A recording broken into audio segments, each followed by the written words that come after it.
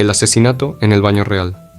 En el año 1016, el rey anglosajón Edmundo Ironside había ascendido al poder durante uno de los periodos más turbulentos de Inglaterra. Su breve reinado de 7 meses estuvo marcado por constantes batallas contra invasores daneses liderados por Canuto el Grande. Edmundo había ganado su apodo, Ironside, Costado de Hierro, gracias a su feroz combate y a su aparentemente inquebrantable determinación en el campo de batalla. Pero ninguna armadura podía protegerlo del humillante destino que le aguardaba. El 30 de noviembre de 1016, Edmundo se retiró a su cámara privada en Oxford para utilizar el retrete real. El inodoro medieval era simplemente un asiento de madera colocado sobre un pozo o fosa séptica. Lo que el joven rey de 26 años no sabía era que un asesino ya había infiltrado aquel espacio tan vulnerable. Oculto en la oscuridad debajo, el asesino esperaba en silencio con una daga afilada. Cuando Edmundo se sentó y dejó expuesta la parte más vulnerable de su cuerpo, el asesino atacó. Según el cronista del siglo XII, Enrique de Huntingdon, una daga fue clavada hacia arriba a través del agujero del retrete, penetrando profundamente en los intestinos y órganos internos del rey. El dolor repentino y abrasador hizo que Edmundo gritara, pero el daño ya era catastrófico. La sangre brotaba de la herida mientras el asesino escapaba por los pasajes subterráneos. Los guardias irrumpieron en la habitación y encontraron a su poderoso rey guerrero desplomado junto al retrete, sujetándose el abdomen inferior mientras la vida se le escapaba. La hoja había seccionado importantes vasos sanguíneos y perforado los intestinos. El rostro de Edmundo se retorcía de dolor mientras intentaba comprender aquel ataque deshonroso. En cuestión de minutos, la infección comenzó a extenderse por su cavidad abdominal. Ningún cirujano de batalla podía salvarlo de una herida así. El rey, que había sobrevivido a innumerables golpes de espada y hacha en combate honorable, murió horas después en agonía. No murió en un glorioso campo de batalla, sino en un retrete, apuñalado desde abajo mientras se encontraba en su momento más vulnerable. Su asesino nunca fue capturado, aunque muchos historiadores creen que el ataque fue orquestado por su rival Canuto, quien se convirtió en rey inmediatamente después. La tragedia del baño real. El 25 de octubre de 1760, el monarca de 77 años, Jorge II de Gran Bretaña, comenzó lo que parecía ser una mañana ordinaria en el Palacio de Kensington. El rey estaba parcialmente ciego de un ojo y cada vez tenía más dificultades para oír, pero mantenía rutinas diarias extremadamente estrictas. A las 6 de la mañana, en punto se levantó de la cama, bebió su habitual taza de chocolate caliente y se retiró a su cámara privada para usar su silla retrete. Se trataba de un orinal con ruedas oculto dentro de un elegante gabinete de madera. El ayuda de cámara alemán del rey permanecía cerca, como exigía el protocolo, pero se mantenía fuera de la puerta para respetar su privacidad. Momentos después, un fuerte golpe seco resonó desde el interior de la habitación.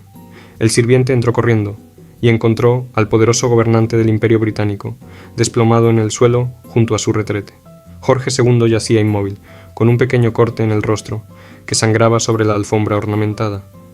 El personal del palacio llevó al rey a su cama, mientras mensajeros corrían a buscar a su hija, la princesa Amelia. La respiración del monarca se volvió cada vez más dificultosa y su pulso se debilitaba con cada minuto que pasaba. Antes de que la princesa pudiera llegar, Jorge II ya había fallecido. No murió en el campo de batalla ni en una ceremonia real, sino durante su ritual matutino más privado. El doctor Frank Nichols realizó la autopsia. Lo que descubrió explicó el colapso repentino. La aorta, la arteria principal que transporta la sangre desde el corazón, se había roto, derramando sangre en el pericardio, el saco que rodea el corazón.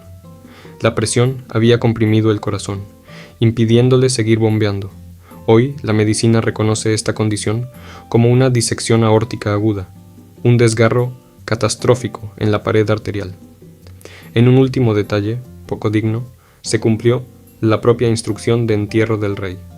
Los lados de su ataúd fueron retirados para que sus restos pudieran mezclarse con los de su esposa fallecida, Carolina, el polvo real uniéndose en la intimidad final de la muerte. Demasiado pescado. El 1 de diciembre de 1135, el rey Enrique I de Inglaterra, de 67 años, se encontraba en la cúspide de su poder. El cuarto hijo de Guillermo, el Conquistador, había gobernado Inglaterra y Normandía durante 35 años con implacable eficiencia. Aquella noche, Enrique se alojaba en su pabellón de caza en Normandía. La cocina real preparó un banquete con su manjar favorito, lampreas, peces primitivos similares a anguilas, con bocas circulares llenas de dientes.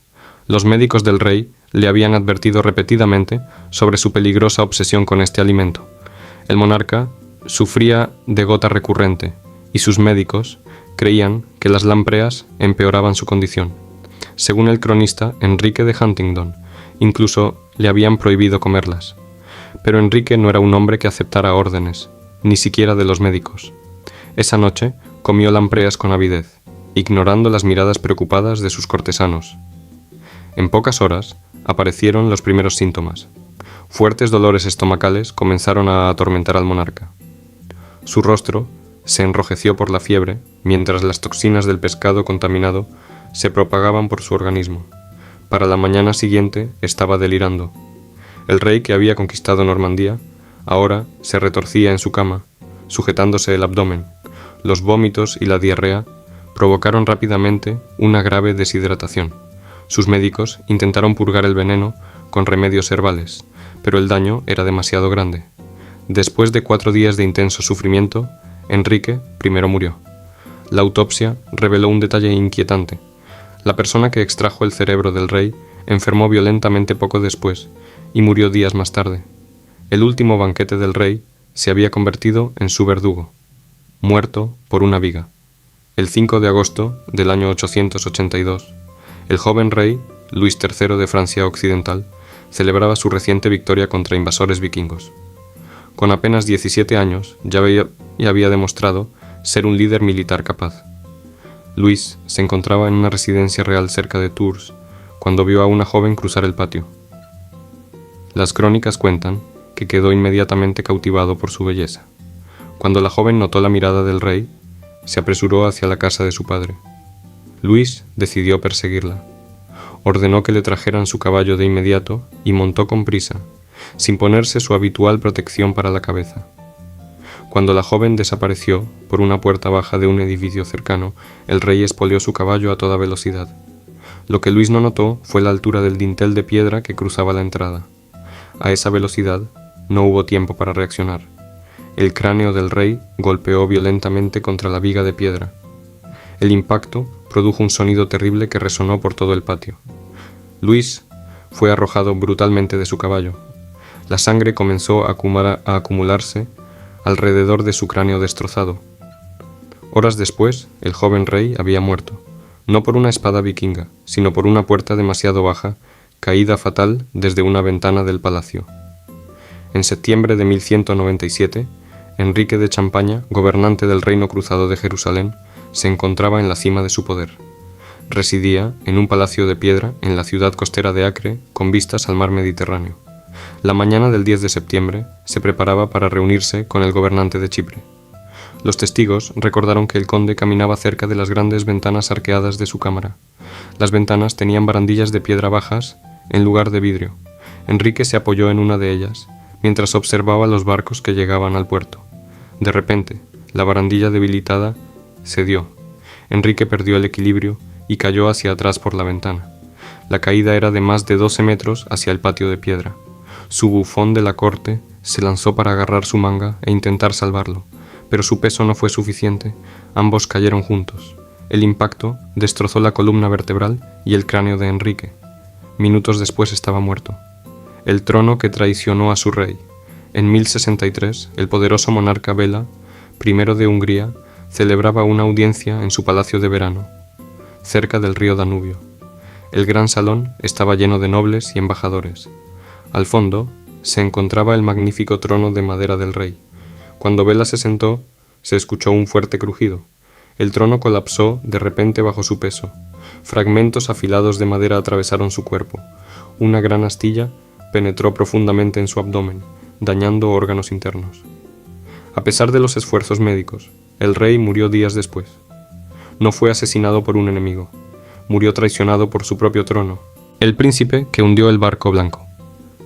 El 25 de noviembre de 1120, Guillermo Adelín, heredero del trono inglés de 17 años, se preparaba para regresar a Inglaterra desde Normandía. Abordó el barco blanco junto con unos 300 nobles y caballeros. Antes de zarpar, el príncipe ordenó repartir varios barriles de vino entre los pasajeros y la tripulación. Pronto muchos estaban completamente ebrios. Decidieron intentar alcanzar el barco del rey. En la oscuridad, poco después de salir del puerto, el barco blanco chocó contra una roca sumergida. El agua comenzó a entrar rápidamente. El pánico se apoderó del barco. Mientras comenzaba a hundirse, Guillermo fue colocado en un pequeño bote de rescate, pero al escuchar los gritos de su media hermana atrapada en el barco, ordenó regresar. Decenas de personas intentaron subir al pequeño bote. La embarcación volcó de inmediato.